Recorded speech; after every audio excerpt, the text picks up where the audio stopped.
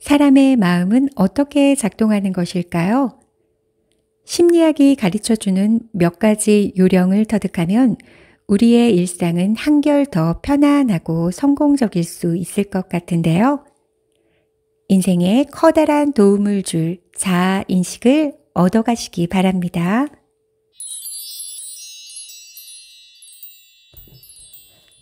하는 일마다 되는 게 없다고 느껴질 때 어떻게 해야 할까요?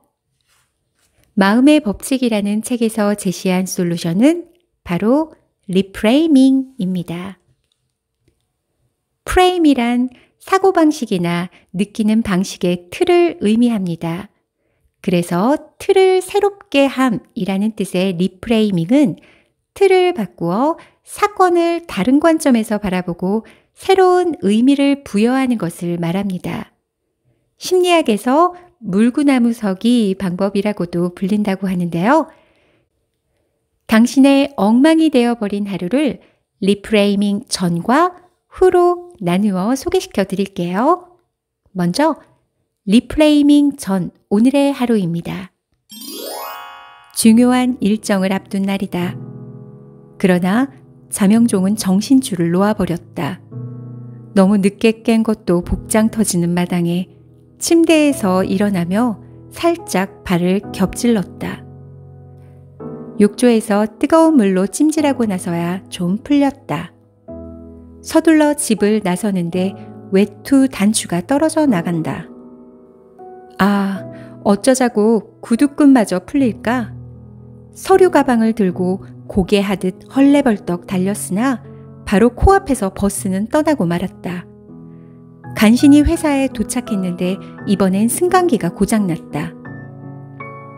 최고의 경영진 회의가 열리는 17층까지 걸어 올라가느라 양쪽 겨드랑이가 땀으로 푹 젖고 말았다. 비슷한 사건 사고가 저녁까지 실타래처럼 내내 이어졌다. 하루의 마무리를 잘하고 싶은 마음에 데이트 약속을 다음으로 미루었다. 녹초가 된 머리를 베개에 묻으려고 하는 순간 화들짝 놀라 몸서리치며 일어섰다. 주먹만한 크기의 검은 털 거미가 침대 위 천장에서 거미줄을 쳐놓은 게 아닌가. 이런 날의 주인공이 당신이라면 무슨 생각을 하겠습니까? 꼬리에 꼬리를 무는 부정적인 생각에 악순환에 빠져버린 이 하루를 리프레이밍을 통해 다음과 같이 지나갔다고 생각하면 어떨까? 다행히도 자명정이 멈추어 버린 덕에 푹신한 침대에서 나른한 늦잠을 즐겼다. 욕실에서 살짝 겹질린 발을 주무르려 허리를 숙이다가 잃어버린 줄 알았던 동전이 세면대 아래 떨어져 있는 게 눈에 띈다. 풀어진 구두끈은 인터넷 가죽제품 쇼핑몰에 상품권 유효기간이 다음 주까지임을 일깨워준다. 휴, 하마터면 상품권 썩힐 뻔했다. 외투의 단추가 떨어져 나간 것도 우연이 아니라 혹시 새로운 사랑의 시작을 알리는 전조가 아닐까? 버스를 놓쳤네. 에이, 까짓것. 다음 버스를 기다리는 동안 차분하게 회의 준비를 하자. 회사 빌딩의 계단 오르기는 아침 운동으로 여기면 그만이다. 땀이 잘 나는 것은 건강 상태가 좋다는 청신호다. 저녁에 잡혀있던 데이트를 미룬 것 역시 잘된 일이다. 엉망인 기분으로 데이트를 하다 보면 서로 얼굴 붉힐 일이 벌어질 수 있으니 말이다. 게다가 거미는 중국에서 복을 가져다 주는 영물로 떠받들어진다. 자, 생각을 바꾸어 보니 어떤가? 사실 변한 것은 없다. 그러나 완전히 달라졌다. 별 볼 일 없는 그림이라도 액자의 테두리를 바꾸는 것만으로도 작품의 가치가 달라 보이는 것처럼 지금까지의 낡은 테두리를 버리면 전혀 새로운 일상이 열린다.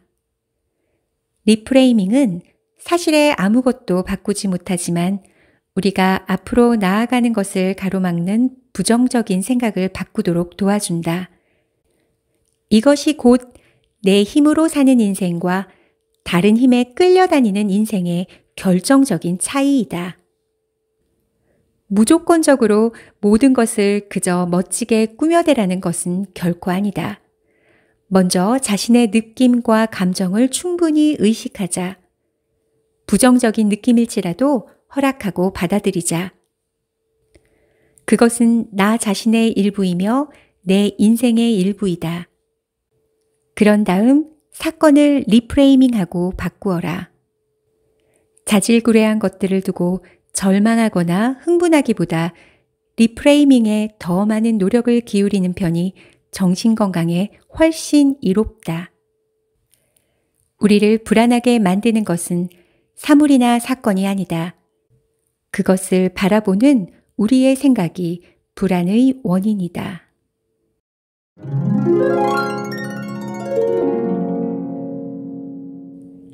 잘못된 선택임을 알고도 끝끝내 버티는 마음. 새 구두를 한 켤레 장만했다.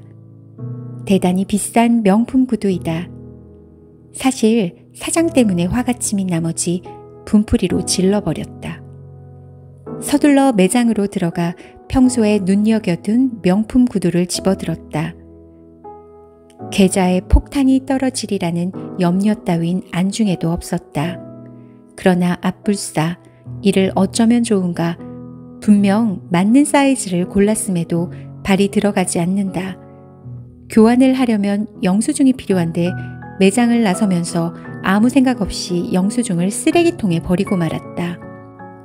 한 달 월급의 절반을 잡아먹은 이 구두를 영수증 없이도 어쩌면 좋은가. 이제 당신 머릿속에는 어떤 일이 벌어질까? 빌어먹을? 왜 난 항상 이렇게 정신이 없지? 구두가 맞지 않는다는 것을 매장에서 확인했어야지. 하긴 내 인생은 늘 이 모양이지. 영수증을 버리다니 어쩜 이리 멍청할까? 저 비싼 구두를 이제 교환도 못하겠구나. 그냥 너무 긴 하루를 보냈더니 내 발이 부은 것뿐이야. 오늘 진짜 많이 걸어야 했잖아. 내일 아침이면 구두는 맞을 거야. 평소 얼마나 갖고 싶었던 구두야. 그것만으로도 충분해. 연구 결과에 따르면 사람들은 대개 두 번째 답을 고른다고 한다. 왜 우리는 굳이 변명까지 꾸며대며 자신의 상황을 그럴싸하게 합리화하려는 걸까? 이런 궁금증을 풀어줄 답은 바로 우리 자신 안에 있다. 인지 부조화 이론에 따르면 어떤 목적을 이루기 위해 최선을 다했음에도 그 결과가 신통치 않을 경우 우리는 인지 부조화 상태에 놓이게 되고 그 모순을 합리화하려 든다. 담배를 피우는 애연가가 있다. 그는 담배를 좋아하지만 동시에 흡연이 건강을 해치고 주변 사람들에게도 부담을 준다는 사실을 잘 안다. 이렇게 대립하는 생각들이 인지 부조화를 일으킨다. 그럼 이제 어떻게 해야 생각의 조화를 이끌어낼까? 물론 담배를 끊어야 하지만 그건 생각처럼 간단한 일은 아니다. 담배를 피우면 마음이 편해져 라든가 담배를 피우면서도 90살 넘게 산 사람을 알아 따위의 핑계를 내세우며 인지 부조화를 합리화하는 것이다. 이처럼 사람들은 자신이 뭔가를 잘못하고 있다고 느끼더라도 스스로를 합리화하려는 경향이 있다. 지금까지 거기에 들인 시간이나 돈을 헛된 것으로 만들지 않기 위해 어떤 대가를 치르더라도 그 행동을 계속 밀고 나가는 것이다. 잘못된 선택일지라도 이제 와서 바꾸기란 여간 어려운 일이 아니기 때문에 우리가 잘못됐다는 것을 뻔히 알면서도 매번 인지 부조화의 함정에 빠지는 이유이다.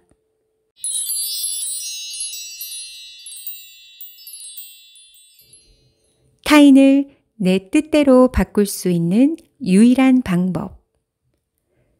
옛날에 병에 걸리는 것을 몹시 두려워하는 남자가 살았다. 어느 날 그는 몸이 너무 안 좋은 나머지 자신이 이미 죽은 것은 아닐까 덜컥 무서운 생각을 하게 되었다.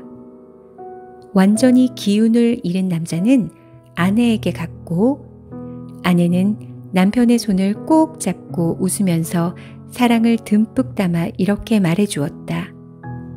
당신 손이 아직 따뜻한 것으로 미루어 죽은 게 아니에요.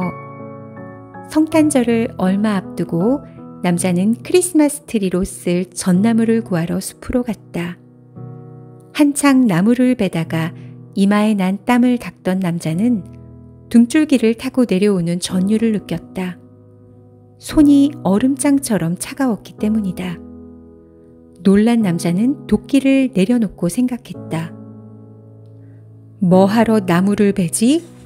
이렇게 손이 찬 걸 보니 성탄절 전에 나는 이미 죽을 텐데. 남자는 두 손을 열심히 문질러 열을 낸 다음 빈손으로 집에 돌아갔다. 자기 충족적 예언은 어떤 예언이 있다는 사실만으로 그 내용이 현실에 나타나는 것을 뜻한다. 다음과 같은 실험이 있었다. 학생들을 두 그룹으로 나눈 다음 한 그룹의 아이들에게는 너희가 최고라고 말해주었다. 그러자 학기가 끝날 때 이 그룹 학생들의 지능지수는 실제로 몰라보게 향상되었다. 반면 아무 말을 해주지 않은 그룹에는 그 어떤 변화도 일어나지 않았다. 심리학에서 이 효과를 처음으로 발견해낸 심리학자 로버트 로젠탈의 이름을 따 로젠탈 효과라고 부른다. 로젠탈 효과는 다른 말로 피그말리온이라고도 한다. 자신이 만든 여인상을 사랑한 피그말리온의 정성에 감동해 여신 아프로디테가 조각상에 생명을 불어넣어 주었다는 신화에서 따온 명칭이다. 이처럼 타인의 기대나 관심으로 능률이 오르거나 결과가 좋아지는 현상이 자기 충족적 예언이다. 그렇다면 자기 충족적 예언은 어떻게 이루어질까? 먹지 못하는 포도를 보며 분명 맛이 시다고 우기는 이른바 인지부조화 이론에서 찾을 수 있다. 칭찬과 격려를 받은 학생들은 그렇지 않은 그룹에 비해 훨씬 더 부지런하고 높은 집중력을 자랑했다. 칭찬과 기대에 어긋나지 않으려고 노력했기 때문이다. 예언은 종종 우리에게 분명하게 전달되지 않는다. 그저 상대방의 평범한 말에서 우리가 예언을 이끌어낼 뿐이다. 자기 충족적 예언과 아주 비슷한 것으로는 플라세보 효과를 꼽을 수 있다. 아무런 약효를 갖지 않는 물질로 만든 가짜 약임에도 환자에게 좋은 효과를 나타내는 플라세보 효과는 순전히 심리적인 바탕에서 일어나는 현상이다. 우리의 생각이 얼마나 대단한 힘을 갖는지 보여준다. 부정적인 생각이 부정적인 결과를 불러온다면 긍정적인 생각으로 우리의 인생을 적극적으로 꾸며가는 일도 가능하지 않을까? 만족과 행복을 위해 긍정적인 생각을 최대로 잘 활용할 필요가 있다. 매일 아침 하루를 시작하기에 앞서 자신에게 주문을 걸어라. 오늘 나는 아주 친절한 사람들만 만날 거야. 오늘은 성공하기로 이미 예정된 날이야. 아니면 그저 단순하게 나는 진정으로 행복해 하고 외쳐보자. 사람들을 상대할 때도 자기 충족적 예언을 얼마든지 활용할 수 있다.